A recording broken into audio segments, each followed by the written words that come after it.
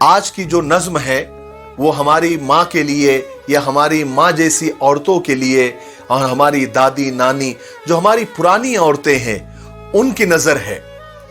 تو آج کی عورتیں برا نہ مانیں، لیکن جو ہماری پرانی عورتیں تھی، جو ہماری دادی نانی ہماری ماں، ان کی بات ہی الگ تھی.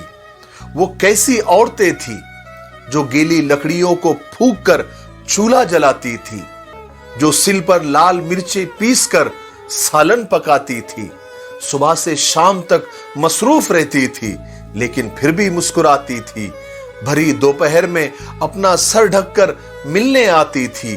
وہ کیسی عورتیں تھی جو پنکھے ہاتھ کے جھلتی تھی پھر بھی تھک نہ پاتی تھی، جو دروازے پر رک کر دیر تک رسمیں نبھاتی تھی، پلنگوں پر صفائی سے دری بچھاتی تھی، زبردستی مہمانوں کو سراہنے بٹھاتی تھی.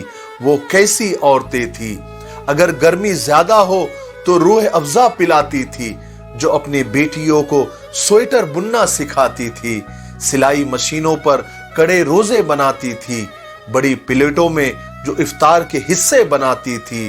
وہ کیسی عورتیں تھی جو کلمے کاٹ کر لکڑی کی فریم میں سجاتی تھی، دعائیں پھونک کر بچوں کو بستر پہ سلاتی تھی، اپنی جانمازوں کو موڑ کر تکیا لگاتی تھی، کوئی سائل جو دستک دے اسے کھانا کھلاتی تھی، پڑوسن مانگ لے کچھ بخوشی دیتی دلاتی تھی، جو رشتوں کو برتنے کے کئی نسخے بتاتی تھی.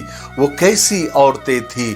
محلے میں کوئی مر جائے تو وہ بھی آنسو بہاتی تھی، کوئی بیمار پڑ جائے تو اس کے پاس جاتی تھی، کوئی تہوار ہو خوب مل جل کر مناتی تھی. وہ کیسی عورتیں تھی. وہ کیسی عورتیں تھی.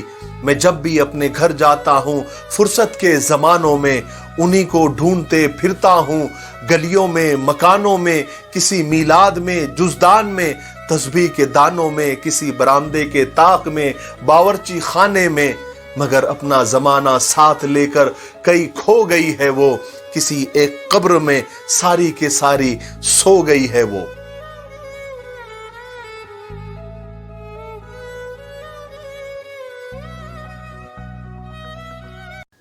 آج کی جو نظم ہے وہ ہماری ماں کے لیے یا ہماری ماں جیسی عورتوں کے لیے اور ہماری دادی